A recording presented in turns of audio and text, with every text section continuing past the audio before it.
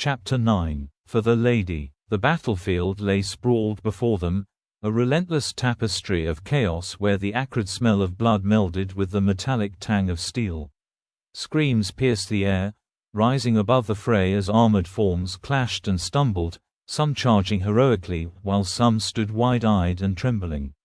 Amongst the turmoil stood Berengier, a silhouette of determination in a sea of despair, his heart weighing heavy with the knowledge of what was to come. "Stand and fight, men. It's do or die." His voice cut through the din, rallying the last shreds of courage in his company. Just as the firmament of his words settled, the gut-wrenching sound of steel meeting flesh shattered the air.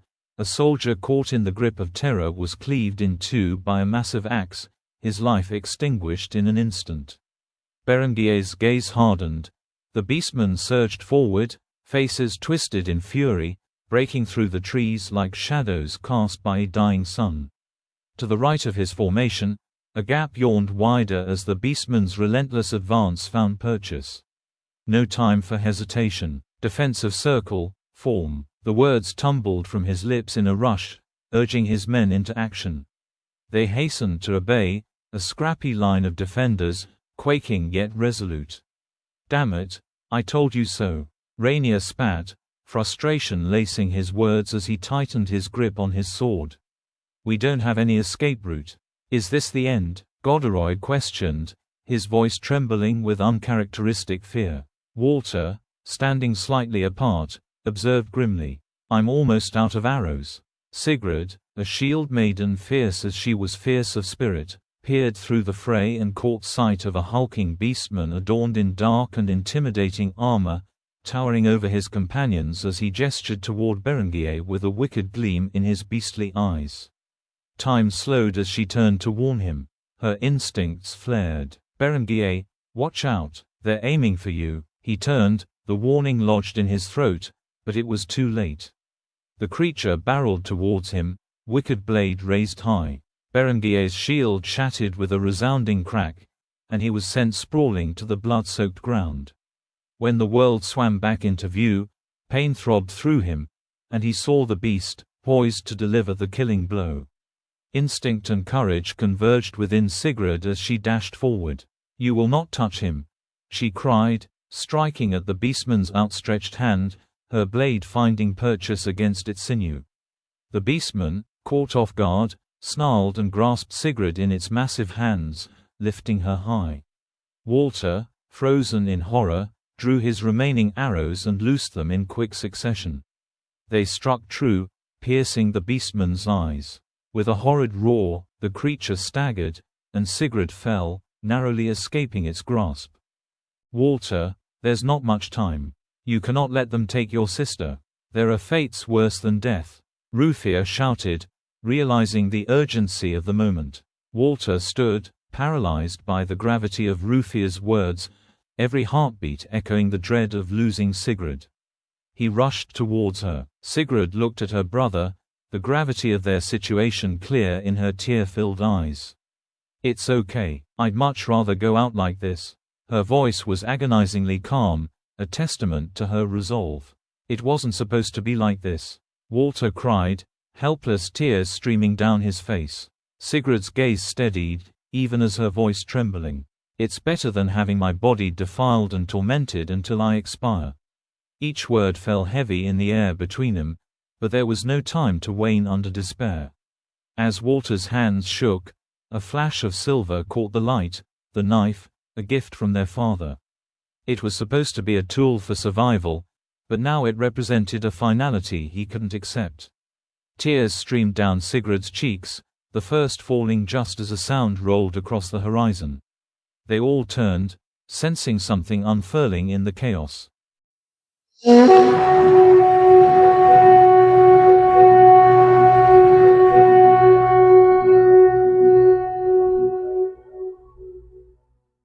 Everyone paused, hearts pounding as the noise reached a crescendo. Hoofbeats, powerful and thunderous, reverberated across the battlefield. Dust billowed into the sky, and Rufia lifted his gaze, hope igniting in his eyes. "It seems there's still some hope." The banner rose first, a crimson dragon on golden cloth, unfurling with pride.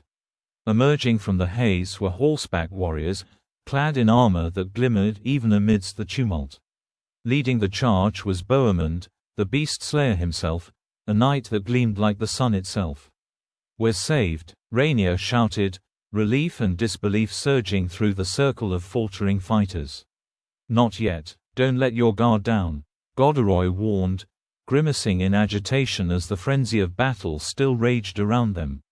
Behind the cavalry, the infantry swelled, as Reynaud was also charging with fiercely determined steps. The sight washed over them like the dawn after a bracing storm. Just as the first clash of their forces was about to happen, Bohemond's clarion voice ripped through the battlefield. "Slay these vile beasts for the lady!"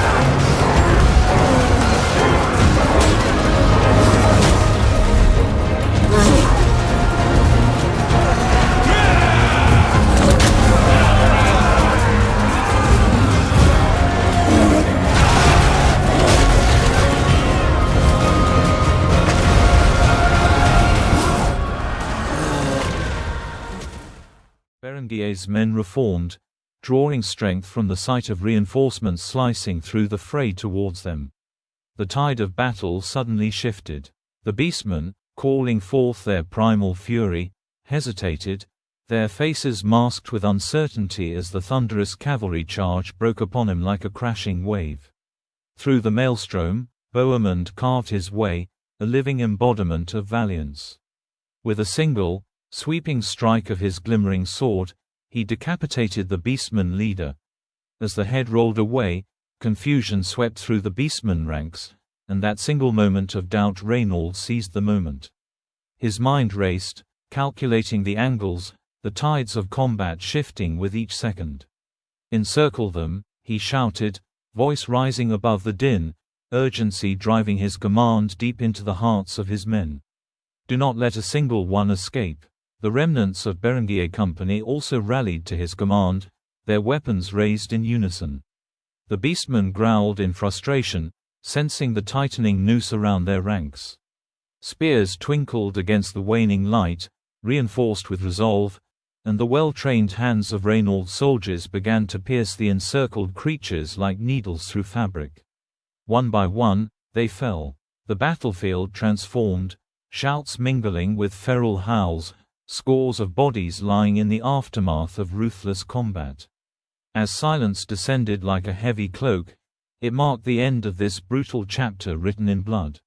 Reynaud surveyed the remnants of Berengier Company. His eyes found the face of Ruffier, panting and soaked in sweat, sank to the earth, his legs devoid of strength.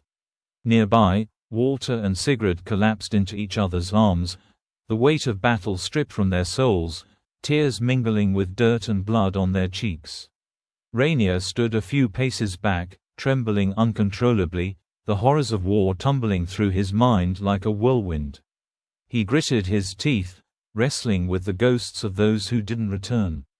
The memory of a fallen comrade gnawed at him like a ravenous wolf, leaving his heart heavy, grief mingled with relief. And then there was Goderoy, crouched and heaving, unable to contain the tumult within. The bloodshed weighed upon him, visions of the fallen replaying in fracture after rupture, until he could no longer hold back the bile swelling in his throat. The ground drank his fear. As night descended upon the battlefield, they found solace within the encampment, tending to each other's minor wounds, yet each carried the weight of loss heavily on their shoulders. "How is Berengier?" Sigrid inquired, anxiety threading through her voice. The medic, his hands stained with grime, replied, "He still hasn't woken up. He has some dislocated ribs, but I think he's in no immediate danger for now." Thank you. Sigurd's gratitude was fervent, a small beacon of light amid the despair. Rainier sighed, his voice a hushed whisper. It seems only 8 of our party survived. It was a really close one. Godoy managed between his shaky breaths, the terror still etched across his face. Rufia remained silent, his eyes closed, thoughts swirling darkly as he grappled with the enormity of what had transpired. We did all we could do, he finally breathed, but frustration gnawed at him, an insistent voice demanding he strive harder, that there was more to be done. In that moment Reynold entered the tent. As he surveyed the group, a proud smile creeping across his weary face. I'm glad we managed to save some of you, at least. Good work holding out. Let's have a cup of ale when we return to Bastogne, he said, giving him a taste of hope against the backdrop of their shared trauma. But for now, he paused, you 5 are called to the Lord's tent. Echoes of celebration clashed with the muted gloom that wrapped around Rufia and his friends as they trudged towards their Lord's tent. The camp buzzed with the jubilant shouts and laughter of soldiers celebrating the victory. But for Rufia, Sigurd, Rainier, Godoy and Walter, the joy felt hollow, a mocking laugh against the backdrop of loss that weighed heavily on their hearts. Before this battle, each one of them had formed bonds with the fallen, a shared meal, whispered secrets in the keep of Bastogne, late-night watch shifts beneath a blanket of stars. The faces of the departed flickered in their minds, ghostly apparitions of laughter and camaraderie now forever silenced. As they reached the entrance to the tent, Reynold paused, casting a steely gaze back at them. Go in. I can't go any further, he said, his voice low and heavy with unexpressed burdens.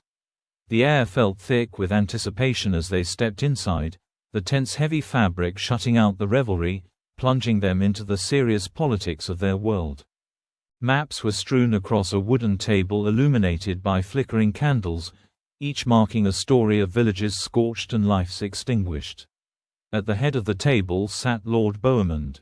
Enough, he bellowed, silencing the captains around him. We will continue discussing the matter tomorrow. The captains, grim-faced and weary, rose from their chairs, one by one. Rufia and his friends instinctively moved aside, bowing their heads with respect. They could feel the curious stares of seasoned warriors upon their backs, judging them.